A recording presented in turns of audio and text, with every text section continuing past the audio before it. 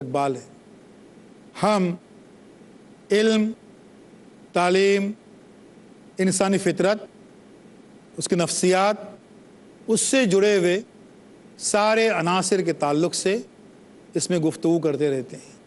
آج کا ہمارا موضوع ہے وہ ہے تزکیہ نفس۔ تزکیہ نفس یعنی کیا ہے؟ اس کو عام زبان میں اگر ہم کہیں گے تو یہ ہے کہ پیوریفیکیشن، نفس کی صفائی۔ نفس جو عموماً ہم کو اکساتا ہے غلط کاموں کی طرف، اس کی صفائی جو ہے اس کا نام ہے تزکیہ نفس۔ اللہ تعالیٰ نے جو رسولوں کو، پیغمبروں کو جو فرائض ان کو شامل کیے گئے ان کے کاموں میں، ان میں ایک تزکیہ نفس بھی تھا۔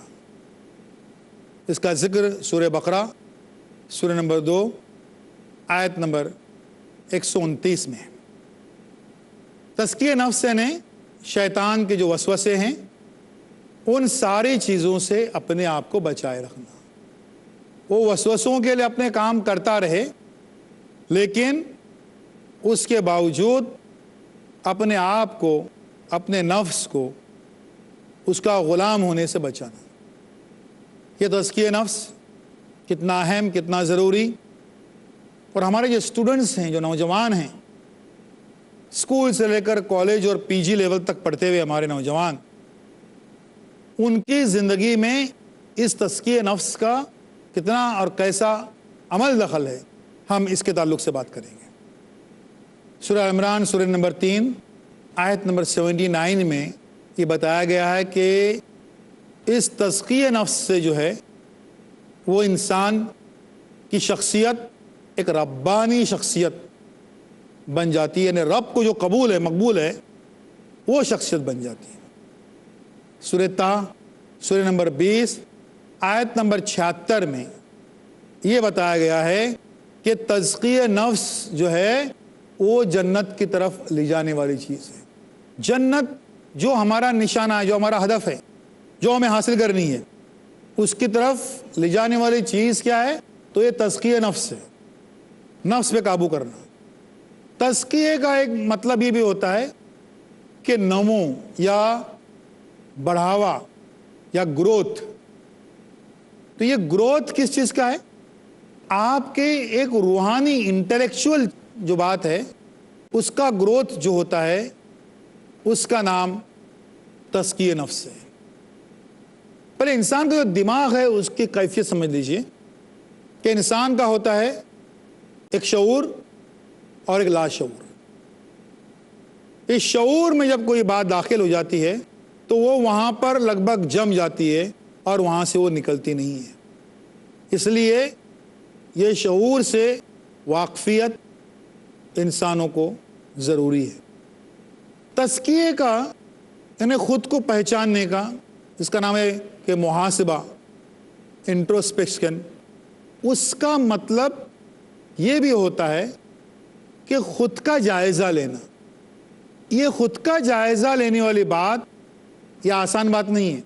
خود کا محاسبہ، خود کا حساب کتاب کرنا، اس سے انسان کی کیفیت میں، انسان کی نفسیات میں ایک ہلچل سی ہو جاتی ہے، اور یقینی طور پر ہلچل ہو جاتی ہے اس میں۔ تو یہ ایک آسان بات نہیں ہے، یہ ایک مشکل سی بات لگتی ہے، لیکن یہ جو انسان کی نفسیات میں، اس کی فکر میں جو ہلچل ہو جاتی ہے، یہ ہلچل ہونی بہت ضروری ہے، کیونکہ اسی سے وہ جائزہ لیتا ہے سچائی کا، حقیقت کا۔ یہ تزکیہ نفس ایک مسلسل عمل ہے، یہ رکنے والا عمل نہیں ہے۔ یہ تزکیہ نفس ایسا نہیں کہ ان مہینوں میں ہم نے رمضان کے مہینوں میں تزکیہ نفس کر لیا، اس کے بعد چھوڑ دیا، کچھ مقدس دنوں میں کر لیا، مہینوں میں کر لیا، پھر چھوڑ دیا۔ نہیں، ایک کنٹینیوس پروسیس ہے، یہ مسلسل جو ہے وہ چلتے رہتا ہے۔ تزکیہ نفس جو کنجی ہے جنت کی، اس کو حاصل کرنے کے لیے کسی وسیلے کی ضرورت نہیں پڑتی، یہ خاص بات ہے۔ یعنی بغیر وسیلے کے ہم وہاں تک پہنچ سکتے ہیں. نہ کسی اسلاف کے وسیلے کی ضرورت ہے، نہ بڑے عالموں کے وسیلے کی ضرورت ہے، نہ بہت دنیا دیکھے ہوئے لوگوں کی وسیلے کی ضرورت ہے. وسیلے کا کوئی تصور ہی اسلام میں نہیں ہے. اور وہ کیوں نہیں ہے؟ اللہ تعالیٰ فرماتے ہیں سورہ بقرہ سورہ نمبر 2 میں کہ کہہ دو کہ میں انسانوں کے قریب ہوں، اور وہ جب مجھے پکارتے ہیں تو میں ان کو سنتا ہوں. یعنی ان کی پکار کو، اس کی بات کو میں سنتا ہوں. اتنے قریب ہیں. کتنے قریب ہیں؟ شہرک، یہ رغے جاں جو ہے، حبل الورید جو ہے، اتنے قریب ہیں. اللہ فرماتے ہیں سورہ قاف سورہ 50 آیت نمبر 16 میں کہ اللہ تعالیٰ انسانوں کے اتنے قریب ہیں. جب اتنے قریب انسانوں کے ہیں تو اس کے لیے ہم کو کوئی اور وسیلہ وایا جانے کی ضرورت ہی کیا ہے؟ کہ ان کے ذریعے سے ہی ہم کو تزکیہ نفس مل سکتا ہے، ان کے ذریعے سے ہی جو ہے ہم کو نجات مل سکتی ہے. اس کی ضرورت ہی کیا ہے؟ اس کا مطلب یہ ہوا کہ ہم کو اپنے نفس پہ قابو حاصل کرنا ہے، نفس کو کنٹرول میں کرنا ہے، اپنے سارے اعمال اور افعال کو اپنے کنٹرول میں رکھنا ہے. تو اس کے لیے کسی وسیلے کی ضرورت نہیں ہے، ہم خود وہاں تک پہنچ سکتے ہیں. اسلام میں تزکیہ نفس کے لیے رہبانیت حاصل کرنے کا بھی کوئی ذکر نہیں ہے کہ پوری دنیا چھوڑو، راہب بن جاؤ، پوری دنیا کو چھوڑ کر. اس کا کوئی تصور نہیں ہے، بلکہ اس دنیا میں رہ کر یہ ساری چیزیں ہم کو حاصل کرنی ہیں. دنیا میں رہتے ہوئے ہمارے یہاں ایسا کوئی تصور نہیں ہے کہ تزکیہ نفس یا اپنے آپ کو پہچاننے کے لیے، نجات کے ذریعہ حاصل کرنے کے لیے وہ پہاڑوں کی چوٹیوں پہ جا کے بیٹھے مہینوں گیان پراپت کرتے ہوئے، ایسا کوئی تصور نہیں ہے. ساری دنیا کو چھوڑ دیے اور وہاں پہ جا کے بیٹھے، کوئی تصور نہیں ہے. اپنے ماں باپ، بھائی بہن، بیوی بچوں کو، سب کو چھوڑ چھاڑ کر کسی جنگل میں چلے گئے اور وہاں پر ہم گیان کرتے بیٹھے تاکہ تزکیہ نفس ہو، تاکہ آپ کو نفس کو سمجھنے کی، نفس پہ قابو حاصل کرنے کی، اور جو برے نفس کے جو پہلو ہیں اس سے چھٹکارا حاصل کرنے کے لیے ہم وہاں پر جا کر بیٹھیں. کوئی تصور ایسا نہیں ہے. اس کا مطلب یہ ہوا کہ وہاں پر ہم کو کیا ہوتا ہے کہ یہ صرف اور صرف اللہ جسے توفیق دیتا ہے اسے وہ مل جاتی ہے. مطلب اللہ کی توفیق، اور اللہ کی توفیق حاصل کرنے کے لیے مومنوں کے پاس، مسلمانوں کے پاس جو سب سے بڑا ہتھیار ہے اس کا نام ہے دعا. ہم اپنے حق میں اور سبوں کے حق میں یہ دعا کریں کہ اللہ اپنی مدد سے ہم کو یہ تزکیہ نفس جو ہے اس کو حاصل کرنے کی توفیق عطا فرمائے. کیونکہ یہ حاصل کرنے کا اور کوئی طریقہ نہیں ہے. یہ ایک چیز جو جنت کی کنجی ہے، لیکن ہم کو حاصل ہو سکتی ہے اگر ہم اس دنیا میں یہیں پر رہتے ہوئے، اس میں ساتھ میں رہتے ہوئے، دنیا کے سارے دکھ سکھ، ہر چیز، ساری جد و جہد زندگی، اس کو برداشت کرتے ہوئے اور اس میں کھڑے اترتے ہوئے کہ وہاں جھوٹ اور سچ کی تمیز کرتے ہوئے. کسی طریقے سے اگر ایسا ہوتا کہ بھئی ساری دنیا داری چھوڑ کر پھر یہ کر لو، تو وہ اسلام میں اس کا کوئی تصور نہیں ہے. کیونکہ یہاں کے سارے معاملات سے نپٹتے ہوئے بہتر طریقے سے ان سارے معاملات کا حق ادا کرتے ہوئے پھر جو ہے یہ تزکیہ نفس ہم کو حاصل کرنا ہے. ہم یہ عرض کر رہے تھے کہ یہ تزکیہ نفس جو ہے وہ کسی قسم کے میڈیٹیشن، مراقبے، اس سے بھی حاصل نہیں ہوتا ہے. اسلام میں سے کوئی تصور نہیں ہے کہ مون برت رکھے ہوئے ہیں کئی دنوں تک، کئی مہینوں تک، کسی سے بات چیت نہیں کر رہے ہیں، کھانے چھوڑ دیا ہے، پینا چھوڑ دیا ہے، مون برت کیے ہوئے ہیں، نہیں بات نہیں کریں گے. اس کا کوئی تصور اسلام میں نہیں ہے. مراقبہ آپ نے دیکھا ہوگا کہ سب لوگ جھوم رہے ہیں اور جو بات کر رہے ہیں، اور کیا ہم اللہ تک پہنچنے کی کوشش کر رہے ہیں. اللہ کے جو گیان ہے، تزکیہ نفس ہے، وہاں تک پہنچنے کی ہم کو سیدھا راستہ جنت کا ملے گا، تو اس کے لیے ہم اس گیان میں لگے ہوئے ہیں، تو اس کے لیے بھی ایسا کوئی بھی کسی قسم کا کوئی تصور اسلام میں نہیں ہے۔ تزکیہ نفس ایک ڈٹرمنیشن ہے، تزکیہ نفس ایک عہد ہے کہ بہر صورت مجھے اس جو بری نفس ہے اس سے نجات حاصل کرنی ہے، اور مجھے میری آخرت اور عاقبت جو ہے اس کو سنوارنا ہے۔ یہ مکمل اور مصمم ارادہ اپنے اندر جب جاگتا ہے تو اللہ تعالیٰ خود بخود اس میں مدد فرماتے ہیں، اس میں کوئی رکاوٹ نہیں آتی پھر آپ کو وہ تزکیہ نفس تک پہنچنے کے لیے۔ تو یہ بات ہو رہی تھی کہ تزکیہ نفس کی سب سے بڑی عبادت یہ حاصل ہوتی ہے اس جد و جہد زندگی سے ہی، اس کے لیے اور کہیں کسی گفا میں کسی چوٹی میں کہیں جانے کی ضرورت نہیں پڑتی ہے۔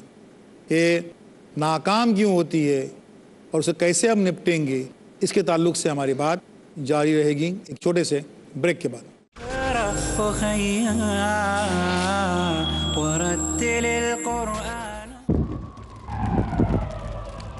Dialogue. Discussion. Debate. Rebuttal. Conclusion. Eliminate misconceptions about religion. Get enlightened. Witness Dr. Zakir Naik in a battle of words in Crossfire. ہر اتوار رات 8:30 بجے اور دوبارہ صبح 8:30 بجے انڈیا میں پیس ٹی وی اردو پر۔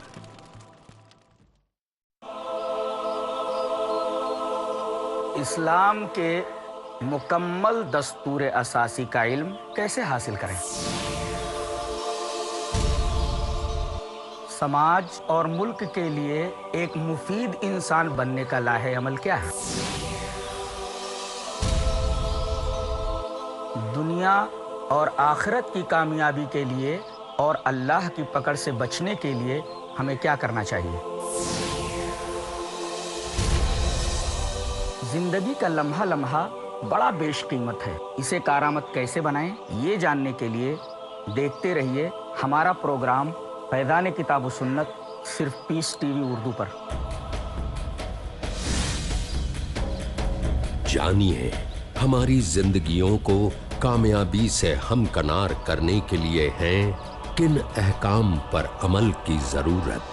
فیضان کتاب و سنت ہر بدھ رات 11:30 بجے اور دوبارہ صبح 6 بجے انڈیا میں پیس ٹی وی اردو پر۔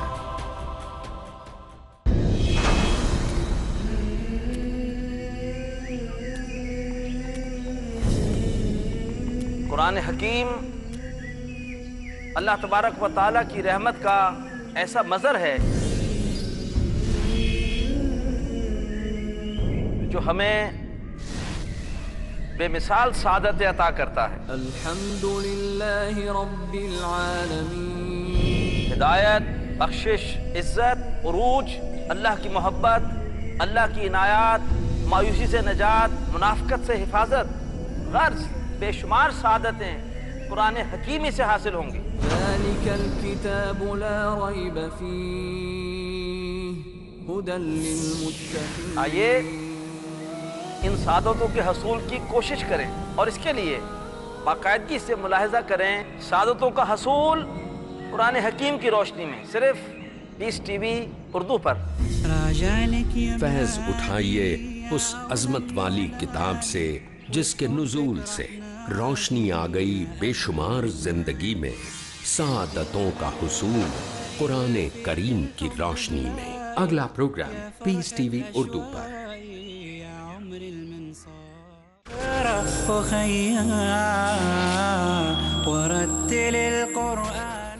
السلام علیکم ورحمۃ اللہ وبرکاتہ۔ روشنی علم کی، اس میں ہماری بات چلی ہے تزکیہ نفس کی۔ ہم نے کہا کہ تزکیہ نفس جو ہے وہ جنت کی کنجی ہے، یہ قرآن کا وعدہ ہے، اور اس کے لیے ہم کو کہیں جانے کی ضرورت نہیں ہے۔ وہ ساری چیزیں جو ہیں اسی دنیا میں، اسی جد و جہد حیات میں رہتے ہوئے ہم کو پورا کرنی ہے۔ اب یہ تزکیہ نفس کا جو ٹیسٹ ہے، جو امتحان ہے، اس میں ہم فیل کیوں ہوتے ہیں، ناکام کیوں ہوتے ہیں؟ پہلی وجہ اس کی یہ ہوتی ہے، اور اس کا نام ہے ہمارا ایگو، انا۔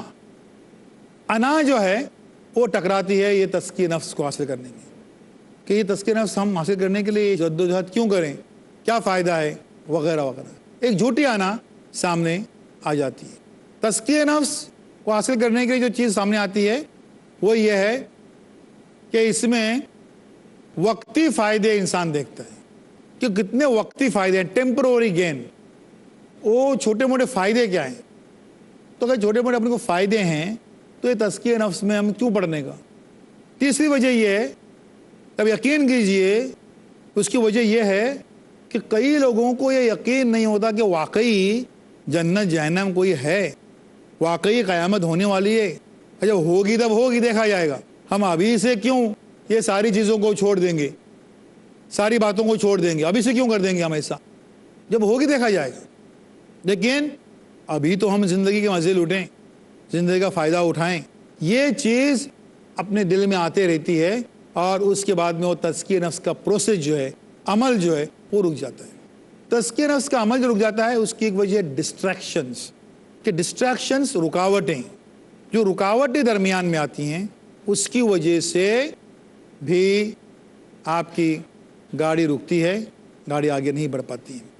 تزکیہ نفس کی طرف راغب نہ ہونے کی وجہ یہ بھی ہے اور اس کا نام ہے کہ قوت ارادی آپ کی جو ہے وہ مضبوط نہ ہونا کہ یس مجھے یہ کرنا ہے، مجھے بہرحال مجھے یہ کرنا ہے. اگر تزکیہ نفس کے لیے ہماری قوت ارادی مضبوط نہ ہو تو پھر ہم اپنے نفس پہ کنٹرول نہیں کر سکتے، اس پہ قابو نہیں حاصل کر سکتے. کہ یہ چیز جو ہے ایک مضبوط قوت ارادی کے ذریعے سے ہی حاصل ہوتی ہے. کیسے؟ ہم اس ایک مثال دیں گے.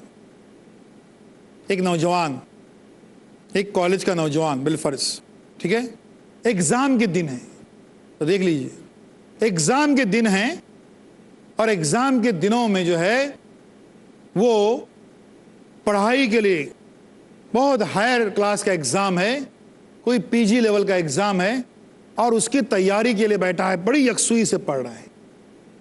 اتنے میں وہ گھڑی دیکھتا ہے، وہ بولتا ہے چلو وہ نماز کا وقت ہو گیا. تو شیطان بازو میں رہتا ہے بہکانے کے لیے، آپ کا تزکیہ نفس کا ستیاناش کرنے کے لیے بازو میں بیٹھا ہے. وہ کہتا ہے ابھی بہت ٹائم ہے نماز کے لیے، تم پڑھائی کرو پہلے. شیطان پڑھائی کرنے کے لیے بول رہے ہیں. کیوں؟ کیونکہ بڑا جو فائدہ ہے نماز کا اس سے بچانے کے لیے.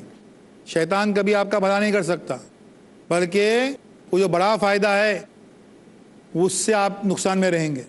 ٹھیک ہے؟ پھر بھی آپ جو کرتے ہیں کہ نہیں، ارادہ کر لیتے ہیں کہ نہیں ابھی میں جو ہے وہ نماز کے لیے میں اٹھ ہی جاتا ہوں. شیطان کہتا ہے کہ اٹھ جاؤ گے تو تمہاری جو پڑھنے کی کنٹینیوٹی ہے نا وہ ٹوٹ جائے گی. تو نہیں ٹوٹے گی. 15 منٹ کی تو بات ہے، 15 منٹ میں نماز پڑھ لیتا ہوں، کنٹینیوٹی میں نہیں ٹوٹے گی. شیطان پھر سے بولتا ہے کنٹینیوٹی اتنی ٹوٹے گی کہ یہ جو چیپٹر تم پڑھ رہے تھے نا اس کو نئے سرے سے پڑھنا پڑے گا. نہیں ایسے نہیں ہوگا. مجھے یاد ہے میں نے کیا پڑھا تھا، 15 منٹ میں مجھے ایسی کنٹینیوٹی نہیں ٹوٹے گی. اور ویسے بھی میں پڑھائی اتنے دیر سے کر رہا ہوں تو مجھے بریک تو لینا ہے. شیطان کہتا ہے ہاں پڑھائی کے لیے بریک لینا ہے تو بریک لے لو، لیکن بریک میں نماز پڑھنا ایسا کہاں ضروری ہے؟ نہیں ضروری ہے مجھے وہ نماز پڑھنے کی. نہیں پڑھوں گا میں. شیطان بولتا ہے دیکھو بھئی اتنی سردی ہے اور اس سردی میں اگر تم وضو کرنے کے لیے اگر تم جاؤ گے تو تم کو سردی لگ جائے گی. نہیں سردی ہونے دو. بچہ کہتا ہے ایسے کچھ سردی اردی نہیں ہو جائے گی. شیطان یاد دلا رہا ہے ایگزام ہے، فائنل ایگزام، اگر سردی بخار اگر آ گیا تو پورا ایگزام تباہ ہو جائے گا. بچہ بولتے ہیں نہیں میں تھوڑا سا چاہے تو گرم پانی کر لیتا ہوں اور اس سے میں وضو کر لیتا ہوں، لیکن بہرحال مجھے جو ہے وہ نماز مجھے بہرحال مجھے پڑھنی ہی پڑھنی ہے. اتنے میں وہ شیطان ڈھاکہ مارتا ہے، وہ دیکھو نماز قضا ہو گئی آخر، تمہاری نماز قضا ہو ہی گئی آخر. اب وہ بچہ جو ہے پوری ڈٹرمنیشن سے اٹھتا ہے کہ نہیں 10 منٹ बाकी हैं अभी भी, मेरी नमाज कज़ा नहीं हुई है, अल्लाह अकबर अल्लाह अकबर। देखिए ये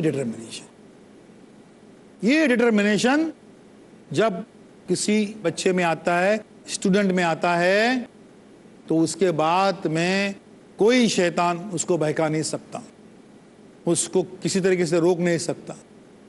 कॉलेज के ज़मानों में ख़ास तौर पर मादी फ़ायदों के लिए, छोटे मोटे फ़ायदों के लिए, उसके लिए हमारे नौजवान जो हैं वो इस तरह से लेते हैं। रोज़े के वक्त में भी 10वीं 12वीं जो बड़े एग्ज़ाम होते हैं, कॉम्पिटिटिव एग्ज़ाम्स होते हैं, शैतान इसी तरह बहकाता है कि भाई ये अहम साल हैं, एक एक मिनट कीमती है, रोज़े रखोगे, रोज़े में क्या पढ़ाई करोगे, और रोज़े के दिन में एग्ज़ाम है, MBBS के इसके उसके एग्ज़ाम्स, इंजीनियरिंग के एग्ज़ाम्स आपके रोज़े के दौरान हैं, तो भूखे पेट तुम क्या एग्ज़ाम दोगे। ये बहकाते रहता मुसलसल, उसका काम ही बहकाने का।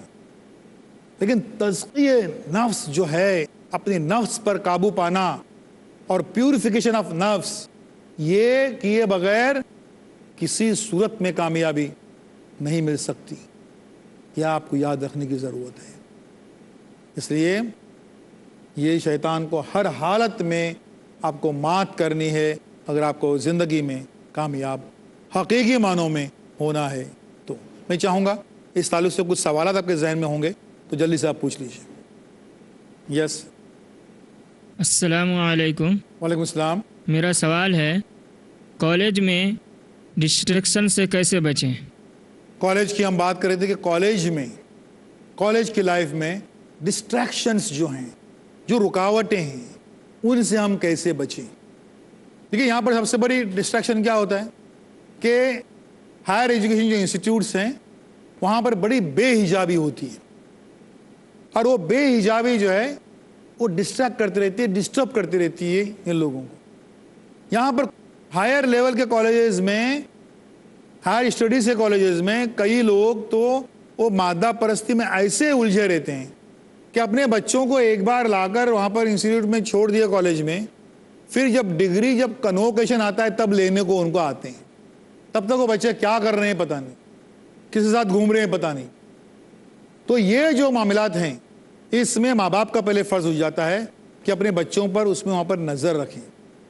वो नहीं रखते हैं। कुछ बदकिस्मत ऐसी होती हैं लड़कियाँ जो बेहिजाबी को पसंद करती हैं, वो बदकिस्मत हैं, वो ज़हीन होंगी, वो होंगी इंटेलिजेंट, वो होंगी गोल्ड मेडलिस्ट, वो होंगी बहुत अच्छे मार्क्स लिए हुई, लेकिन वो बदकिस्मत हैं, बदबख्त हैं, इसलिए कि हिजाब और बेहिजाबी का फ़र्क उन्हें नहीं समझ रहा है।